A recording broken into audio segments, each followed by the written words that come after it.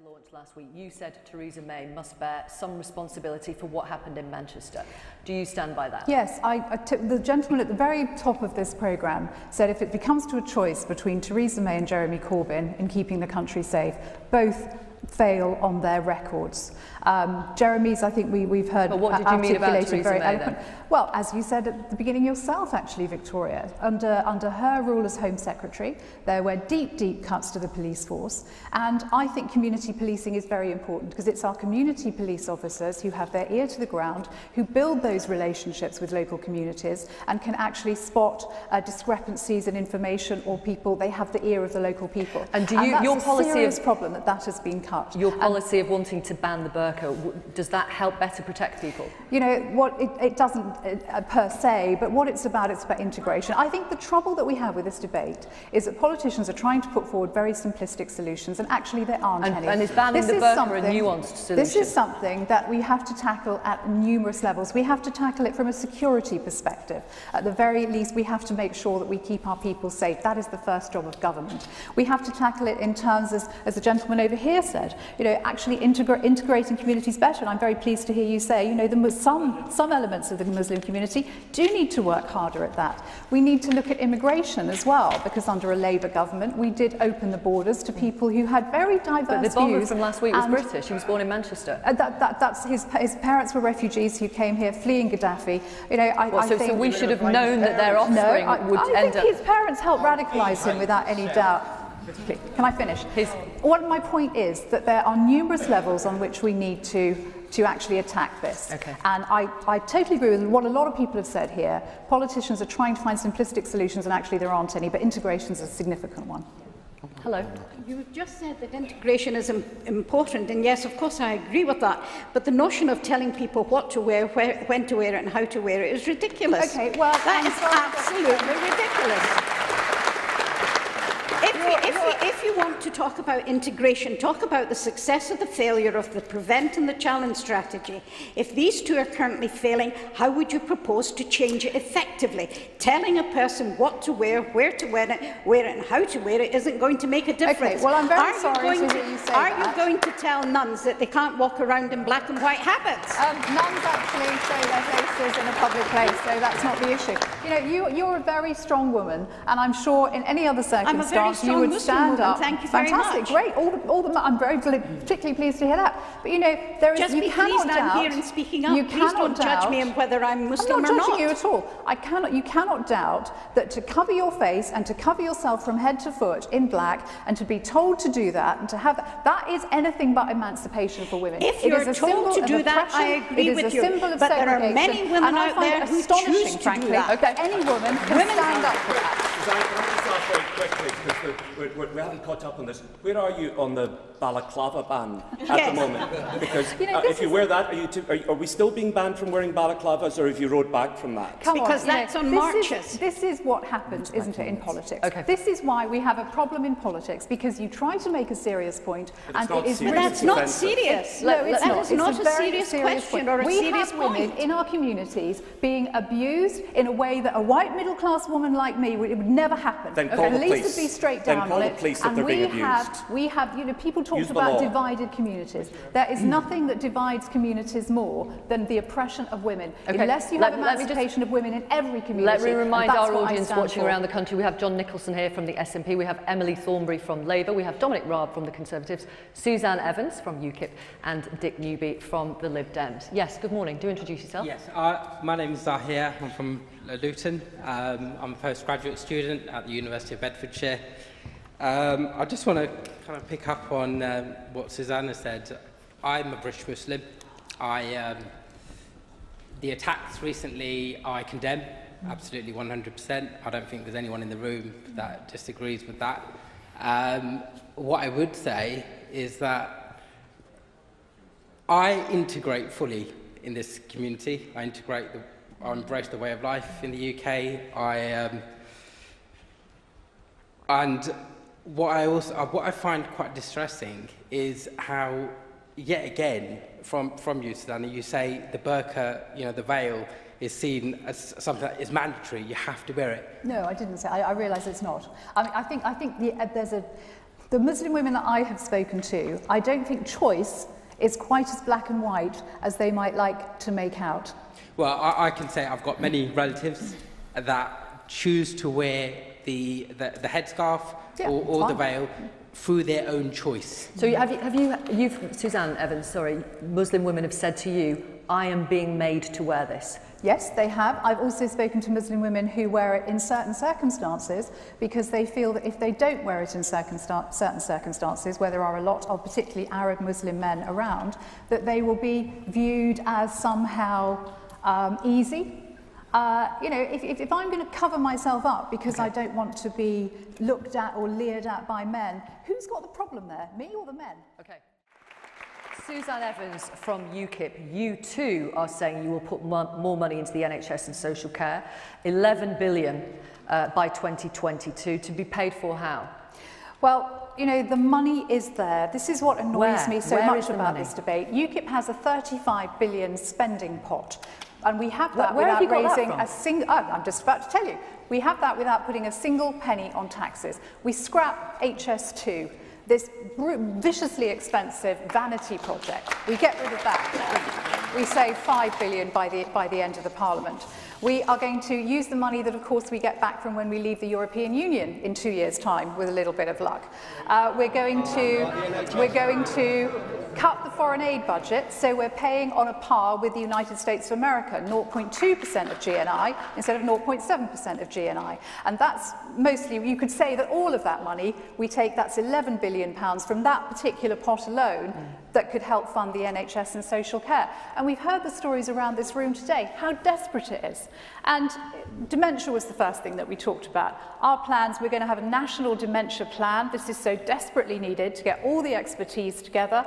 We'll fund that to the tune of £400 million a year. So we get research, we get treatment, we get the best in British dementia funding and research on board. Mental health, the woman behind me talked about mental health, about how that pot isn't ring-fenced. That's so wrong. We know that clinical commissioning groups are using it to backfill cuts. They're using it on other services. And we've got to invest more in mental health and give it the real parity that it deserves.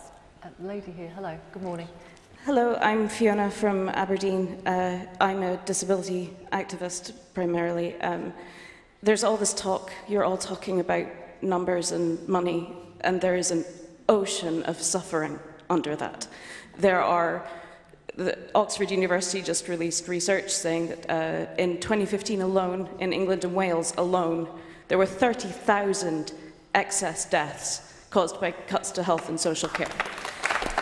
Tens of thousands of disabled and sick people are dying every year. We are dying. There have been hundreds of suicides. I spent 48 hours after the last general election trying to talk people out of killing themselves, and I didn't always succeed. People are dying here, and nobody cares.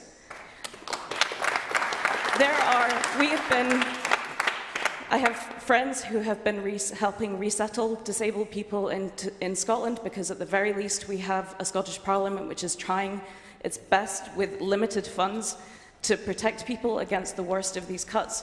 People have been fleeing England for their lives. We have an NHS that's stretched, but it works. But we are, with the work capability assessment, Napier University and Heriot Watt just released evidence about how it causes almost universal permanent mental health damage. It kills people. I have friends who were institutionalized after going through it. It is an act of violence. And we are dying. And this election is life or death for us. And anybody who votes for the Conservative Party, who are going to further these cuts, who are going to keep on with these cuts, they are complicit in those deaths. All right, well, let Dominic Raab. Let the Conservatives, Dominic Raab, respond to you. There's plenty of heartrending stories here, and no one could be anything other than moved by it. We are putting in... Would you like to turn around and just... she's literally sitting behind you. We have put 11,000 more doctors into the NHS, 12,000 more nurses. We have got a renewed... Hold on. We have got a renewed focus on mental health and also trying to make sure we take the pressure off big hospitals in the manifesto. But the raw truth is, the money's got to come from somewhere, and it's very easy. Let him respond. It's very easy, and I can think of lots of things that I would like to avoid making difficult decisions on, and lots of areas like the health service or schools where I want to put even more money in. But unless you've got a strong economy, creating the revenue, it's just a childish wish list. We're trying to do our best to get the balance right between responsible public finances and investing in some of those crucial areas you discussed. You choose to sacrifice tens of thousands of disabled people for the sake of that. This is the sixth richest country in the world. But it is a choice that people make. In Scotland, we have a block grant, and they still manage to create a health service which functions. They still manage to create a care service which functions. Okay. And you are choosing to sacrifice us. Why won't you scrap HS2 and give $5 billion to the disabled instead? Why won't you do that? It's not something anybody wants. It's only going to benefit your rich friends and help them to get to Leeds 10 minutes quicker. You know, it's a very simple funding pot that you could just get it. £13 billion a year in foreign aid and invested. Absolutely, in absolutely. Given away £91 billion. And Labour's complicit in that too. Okay, you need it. Sean, and you need Lib Dems, everybody. Victoria, would you mind if I picked up on this? Because the woman there from Scotland raises a very important point about disability. Now, as a constituency MP, one of the things that happens is you're quite often the last port of call for people who come in and talk to you about their problems. I had a woman who came to see me who was living with dwarfism. It makes no difference, and therefore the people should decide. Okay, you're not going to answer that question, I understand. Yeah, go ahead, Suzanne Evans from UKIP. Dick, if we get no deal, we revert to trading on World Trade Organization terms, and if there are tariffs they're talking about, that is a windfall to the Treasury of £12 billion. But we not will actually be quids in. The economy, do you think but that why we've been you're making... assuming that it's going to collapse? Come on, even the Financial Times this week has had to report that investment into the UK has not fallen as a result of Brexit. Okay. This scaremongering must stop. No, people voted for Brexit, and it's about time the Lib Dems woke up and got behind it. Okay, And I'm telling you, a £12 billion windfall to the Treasury. All right, Dominic Raab to the Conservatives. It could be 50 billion, it could be 60 billion, it could be 25 billion, it could be 100 billion.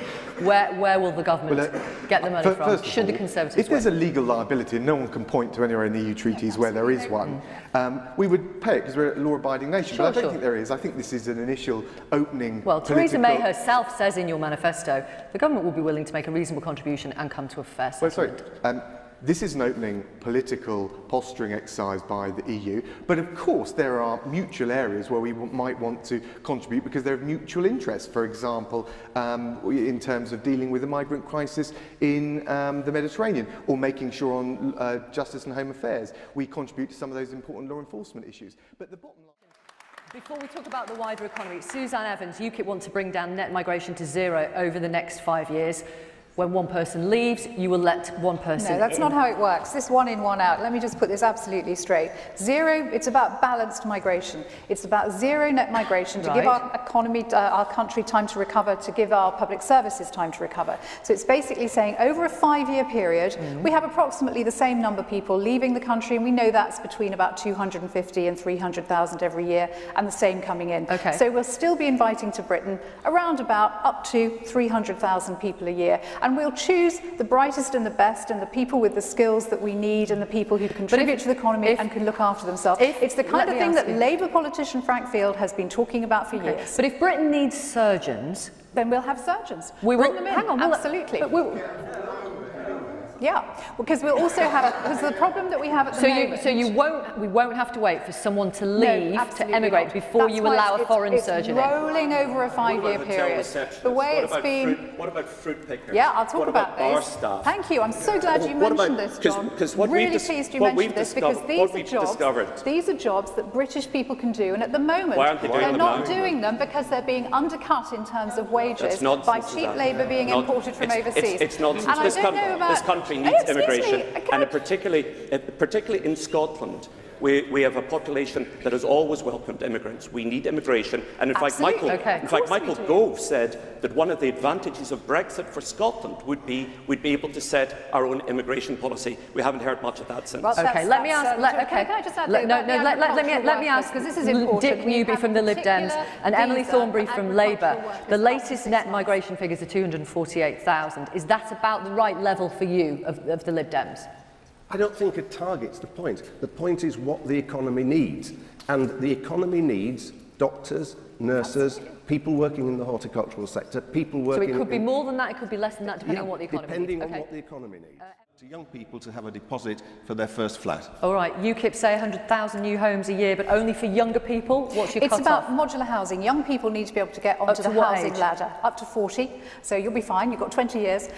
We can provide up to 100,000 homes a year that will cost less than £100,000, so affordable on someone of a national average wage. They're modular homes, and the great thing is they can be built very, very quickly on brownfield sites where it's close to infrastructure. Okay. And we can also take the £1 billion we'll get back from the European Regional Development Fund to create factories, to train people, to build these homes where the jobs are needed, and then build them where homes are needed. Emily Thornberry, Labour say 1 million new homes over the next 5 years.